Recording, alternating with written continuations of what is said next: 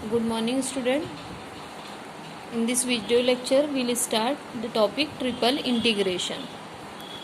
Now, see the question. Evaluate integration 0 to 1, y square to 1, 0 to 1 minus x, x dz dx dy.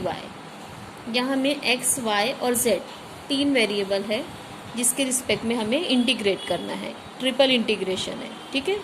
तो सबसे पहले आप लोग ये देख लीजिए बेटा कि जो ये इंटीग्रेशन की लिमिट है 0 to 1, y square to 1, 0 to 1 minus x, ये जो है एक्चुअली यहाँ पे गिवन है कि ये z की लिमिट है, ये x की लिमिट है, ये y की लिमिट है. आप देख सकते हैं ऑर्डर. ये है dz तो ये z की लिमिट है, ये dx है तो ये y की लिमिट है, and dy. So this is the limit of integration for while variable. लेकिन किसकी कौन सी लिमिट है ये कैसे आप लोग देखेंगे, that I am telling you. ठीक है. तो देखिए हमारे पास यहाँ पे तीन वेरिएबल है x, y एंड z. ठीक है.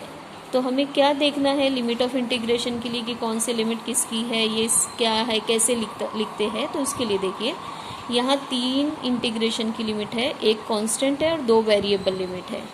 अब ये वेरिएबल लिमिट में यहाँ x है, यहाँ y है, लेकिन z वेरिएबल नहीं है. ठीक है. तो ये जो इनर साइड ऑफ इंटीग्रेशन है ये z वेरिएबल के लिए है. ठीक है. समझ में आ गया कैसे हमने z वेरिएबल की लिमिट देखे हैं. ठीक है. उसके बाद आप यहाँ पे देखिए x और y बचा है. तो अब ये दोनों इंटीग्रेशन को देखिए, यहाँ y का फंक्शन है, ये इसलिए x की लिमिट हो जाएंगी. तो ये x की लिमिट हो गई dx, और ये आउटर साइड वाली ये हो गई बचे हुए वेरिएबल y की. ठीक है. और इंटीग्रेशन के रूल्स वगैरह सब सेम है जैसे हमने डबल इंटीग्रेशन में आपको बताए थे.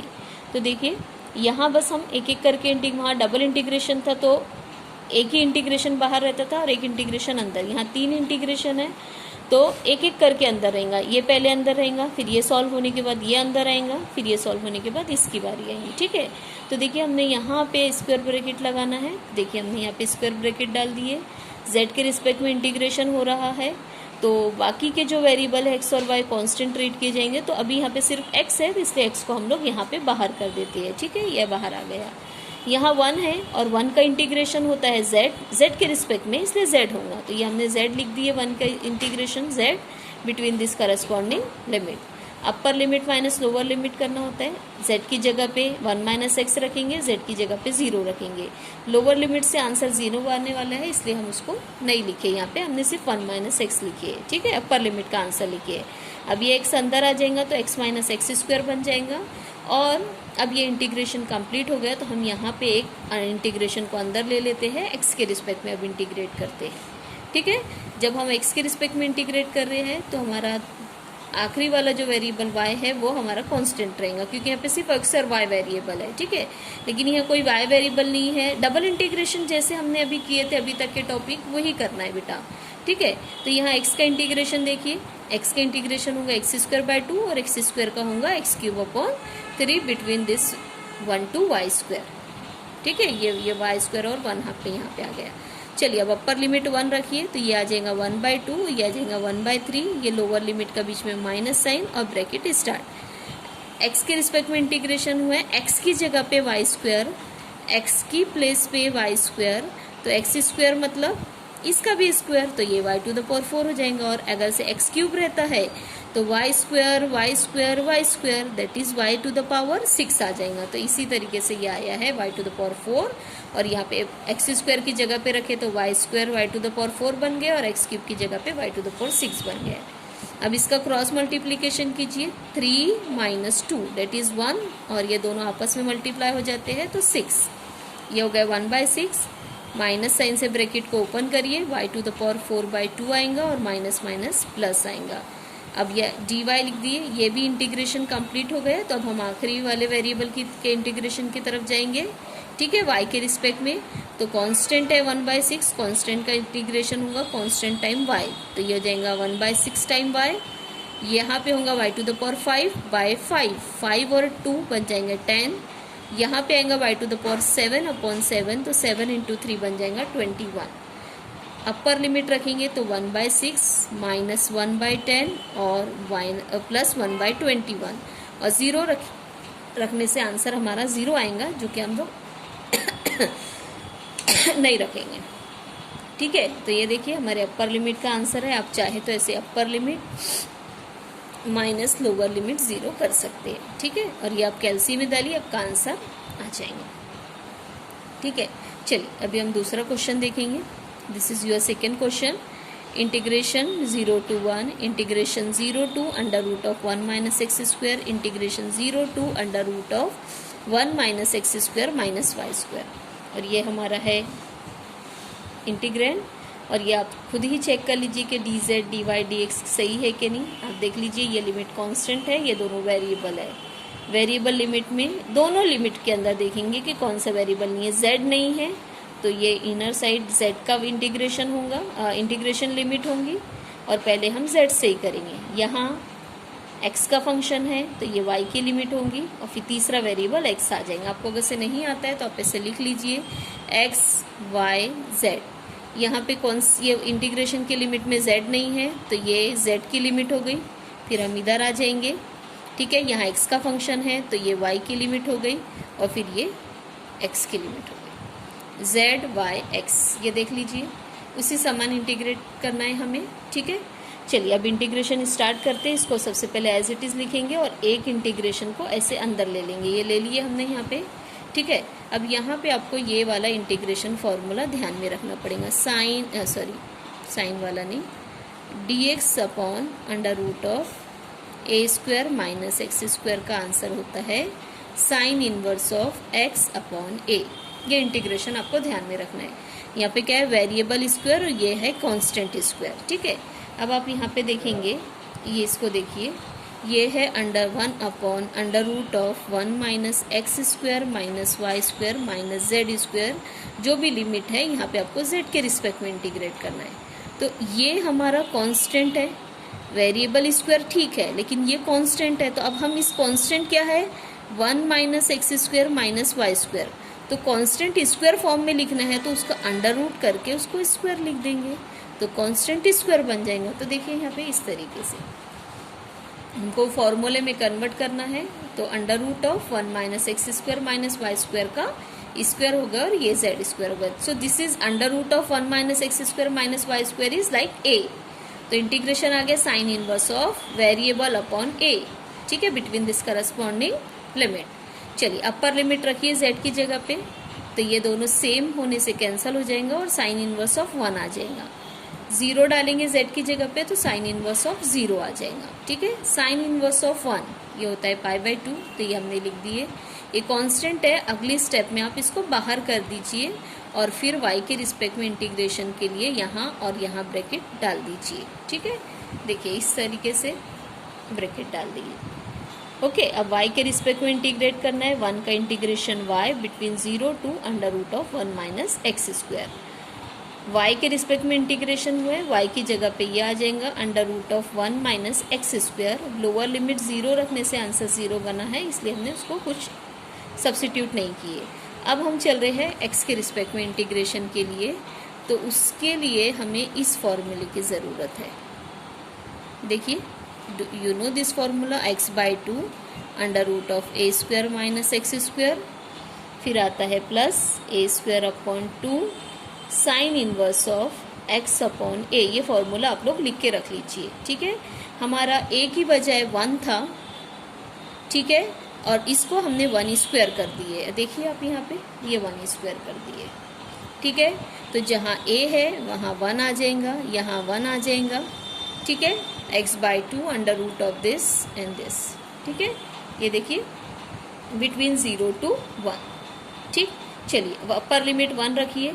यहाँ 1 रखने से ये पूरा टर्म 0 हो जा रहा है। यहाँ 1 रखने से साइन इनवर्स ऑफ 1 π/2 होता है, जिसको π/4 लिख सकते हैं। लोअर लिमिट 0 यहाँ रखेंगे तो भी 0 आएगा, साइन इनवर्स ऑफ 0 भी 0 होता है। तो ये हो गया π²/8। ठीक है, होप सो कि आपको समझ में आ गया है। ठीक है, चलिए अब अगले क्वेश्चन की तरफ चलते हैं। चलिए क्वेश्चन देखिए। क्वेश्चन है आपका integration 0 to log of 2, 0 to x and 0 to x plus log y। यहाँ पे भी 3 इंटीग्रेशन वेरिएबल है, x, y एंड z।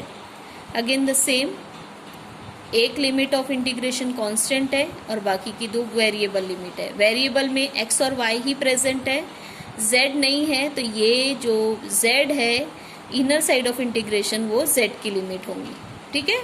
और आप z से पहले इंटीग्रेट करेंगे। चलिए अब हम बाकी के दो इंटीग्रेशन की तरफ जाते हैं। ये z की लिमिट ऑफ इंटीग्रेशन हो गई, ये x का फंक्शन है इसलिए ये y की लिमिट होंगी। तो देखिए यहाँ पे dy भी लिखा हुआ है और आखिरी लिमिट बट नेचुरल है कि x की होंगी, ठीक है।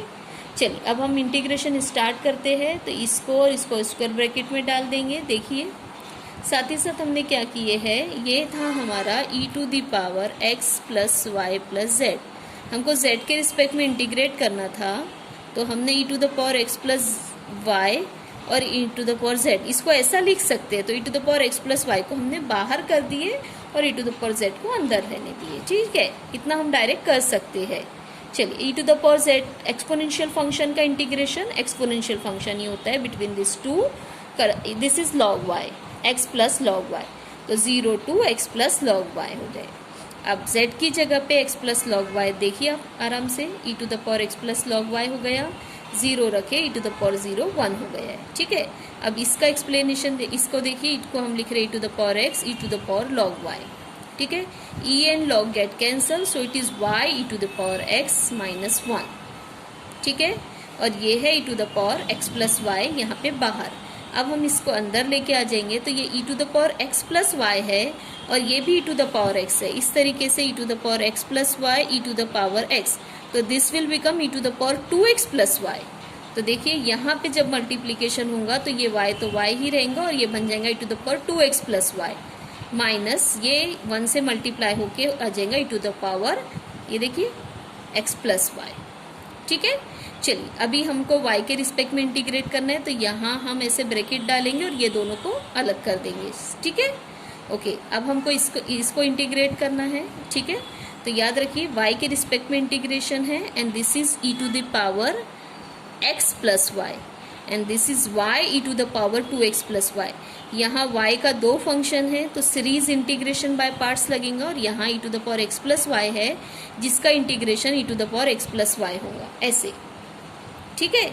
लेकिन इसका सीरीज वाला इंटीग्रेशन आपको याद होगा, कहीं y इस तरीके से है e⁻x + y, इसको इंटीग्रेट करना है y के रिस्पेक्ट में, तो पहले अलग से बता देते हैं हम। ये first function as it is लिखा जाता है, सेकेंड फंक्शन का ये 2 है, सेकेंड फंक्शन का इंटीग्रेशन, ठीक है, एज इट इज होगा y के रिस्पेक्ट में। इस तरीके से a + x का इंटीग्रेशन क्या होता है e⁻a + x, बस वैसे ही इंटीग्रेशन हो गया, माइनस अब हम सीरीज इंटीग्रेशन बाय पार्ट जब करते हैं तो इधर नहीं देखते, अब इधर देखेंगे। y का डिफरेंशिएशन 1 और इसका इंटीग्रेशन हो गया e⁻2x + y, ठीक है। और 1 का डिफरेंशिएशन 0 होता है, तो हम लोग यहाँ पे इसको स्टॉप कर देंगे ये इंटीग्रेशन को। तो देखिए ये यहाँ पे ये देखिए ये इस तरीके से लिखा हुआ है और इसका इंटीग्रेशन ये है बिटवीन 0 to x, ठीक है। चलिए अब हम y के रिस्पेक्ट में इंटीग्रेट करे हैं, तो x y की जगह पे x आएगा तो ये बनेगा x और ये बनेगा e⁻3x, ये देखिए इस तरीके से रहेगा। फिर माइनस यहाँ पे y की जगह पे x आएगा तो e⁻3x, ठीक है। और यहाँ पे भी आएगा तो ये बनेगा e⁻2x। इस तरीके से ये अपर लिमिट का आंसर बता दिया हमने। अब लोअर लिमिट का देखिए, 0 रखना है तो ये 0 रखने से ये पूरा टर्म खत्म हो जाएगा। यहाँ 0 रखने से आएगा -e⁻2x, ठीक है। और यहाँ पे आएगा -e⁻x, ठीक है। ये हम पेश रन करके आपको बताते हैं कि इसका upper limit minus lower limit ये कैसे आया है, ये देखिए, ठीक है। ये यहाँ पे आप चेक कर लीजिए।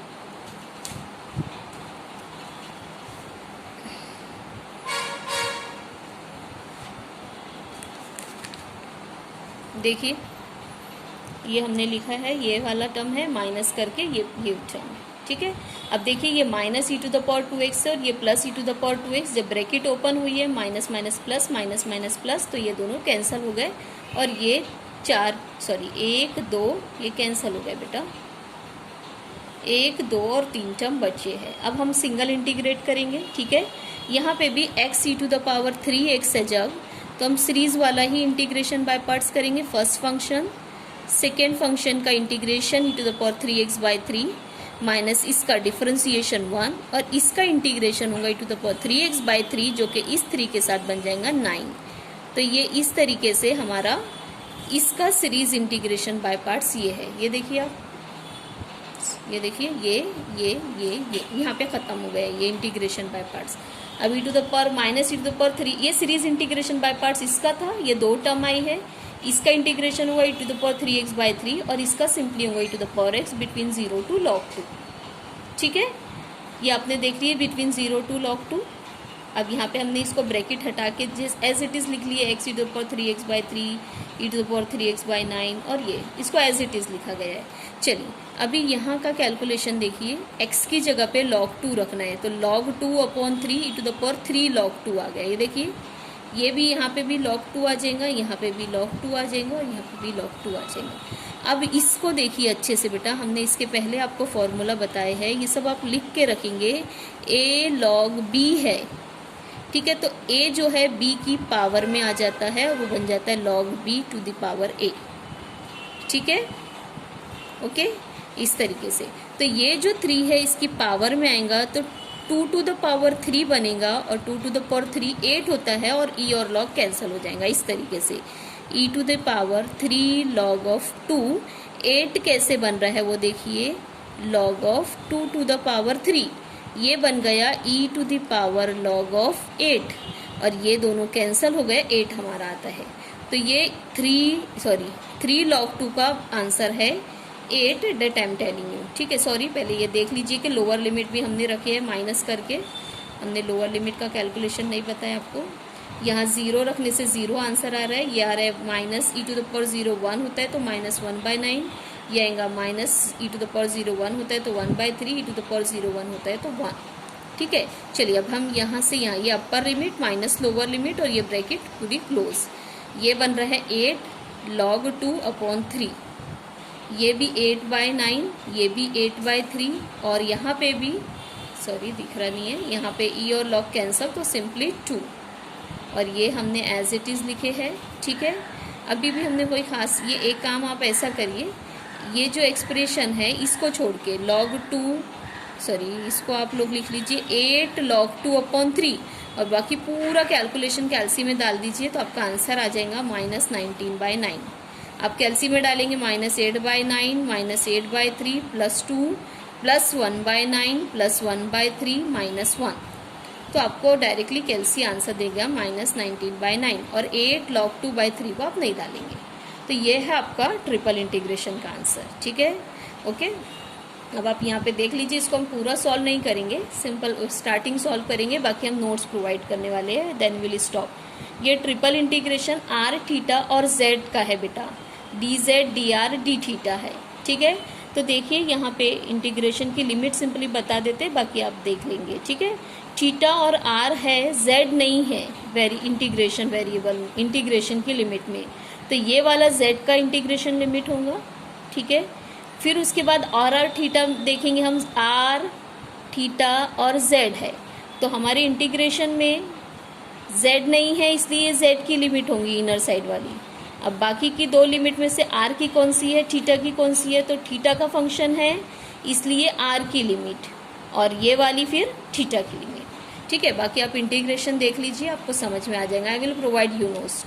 ठीक है, तो हम लोग यहाँ पे रुकते हैं। ठीक है, बाय बाय, अल्लाह हाफिज़। ट्रिपल इंटीग्रेशन यहाँ पे हमारा फिनिश हुआ।